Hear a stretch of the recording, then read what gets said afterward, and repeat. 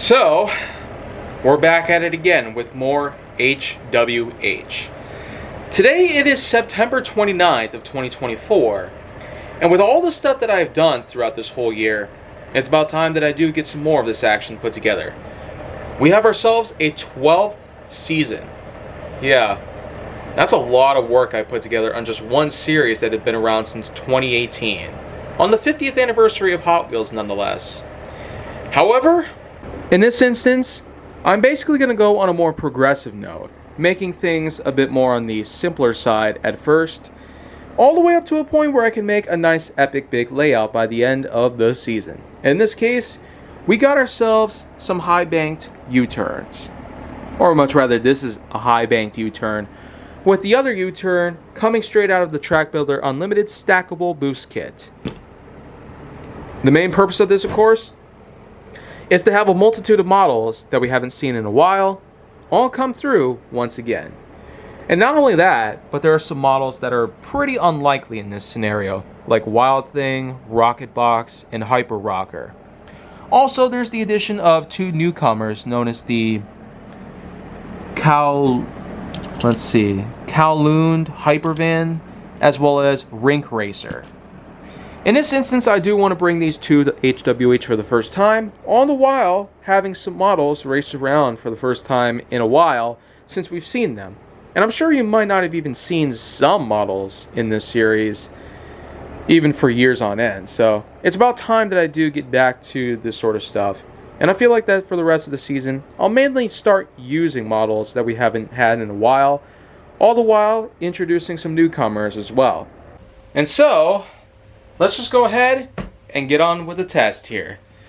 We're going to see if these cars are going to make it to any further episodes of HWH. Let's get started with the Volkswagen Brasilia.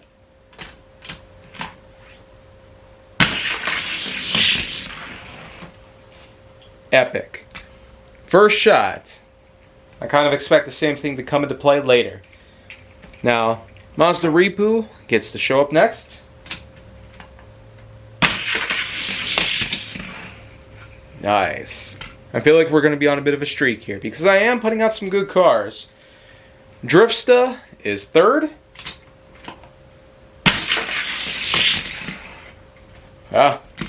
Did some drifting, that's for sure. Power Pistons shows up next. Did more of a drift out than Driftsta, which is always a welcome addition.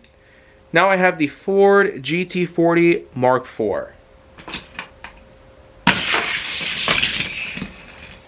Awesome. It seems that we are getting some good wins here. Next we have a Lamborghini Countach pace car.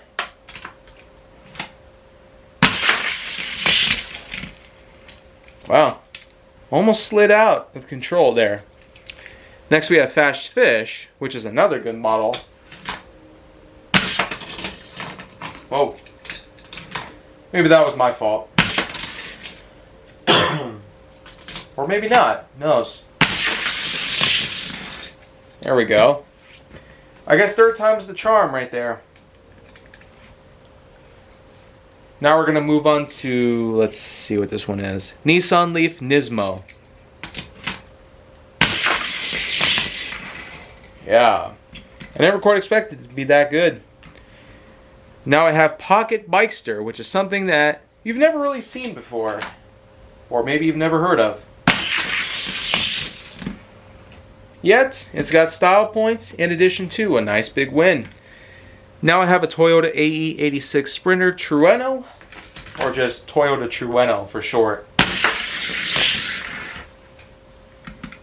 That was nice. Now here's a car that I certainly do expect to not do so well on the track. Wild Thing. Well, let's see if we can go backwards. First time we've had anything plop on the floor like that. Oh, yeah, you know what? One more time just for convenience. A for effort, I guess. So, I guess that's just where they'll be going. Yeah, clear that Wild Thing isn't really going to be a good model here. Next we have Speed Seeker, which is a pretty old model, even by today's standards. Oh, much like Wild Thing, I guess we're not determined to have anything all too good here. But, one more time. Ouch. So, 2 old models, not so good on either end. Now I have a model known as Nitro Tailgater, which is a color shifters variant. It's in dark purple right now, but underwater it'll change to a bright blue. Huh. I almost figured that because of how high profile it is, especially the rear spoiler, it might get stuck in the U-turn up above, but that was a pretty good surprise. Now I have Glory Chaser, which is a model that I had brought into HWH more recently, but only because it was a newer model. Came out in 2022, and now it's the first time in a while that you're going to see it out and about. Oof, yeah. Let's try backwards. And forwards again. Oh man, it was a really good model the last time I had it. I guess just not from the usage of this launcher. It's gonna do a decent job. Now we got Rocket Box, which is a classic tuned model. Well, the tuned model outpaces even the likes of Glory Chaser. Wow, kind of an insult if you ask me. Now I have Battle Spec, which was a former Acceleracers model. Wow, another drifter, much like Driftsta. You got 2 orange cars that drift apparently. Here's another model that I don't expect to do too well, but it's a model that I still like. Hyper Rocker. Wow, it won't even fit into the launcher, so I'll just use my hands to push him. Wow. Might need a little more. Oh. Yeah, not so good there. And definitely not good there either, so sorry. Yeah, I was kind of expecting that to happen the whole time.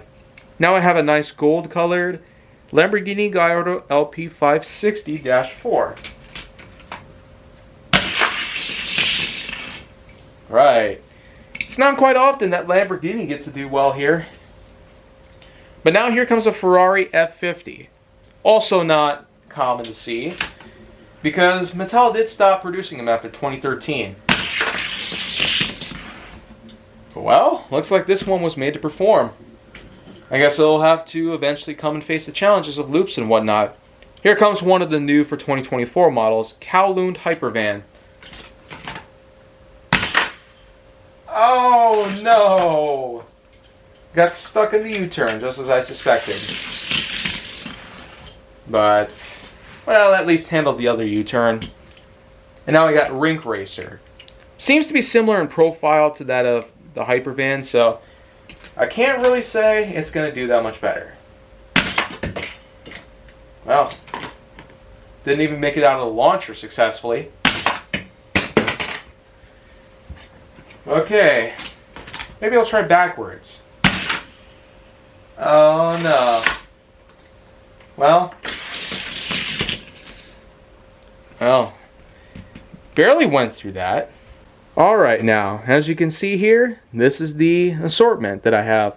I started off with a pretty good amount of racers, with models that we hadn't seen in a while, and some that are just making it onto the channel for the first time. As you can see, they unfortunately have flopped.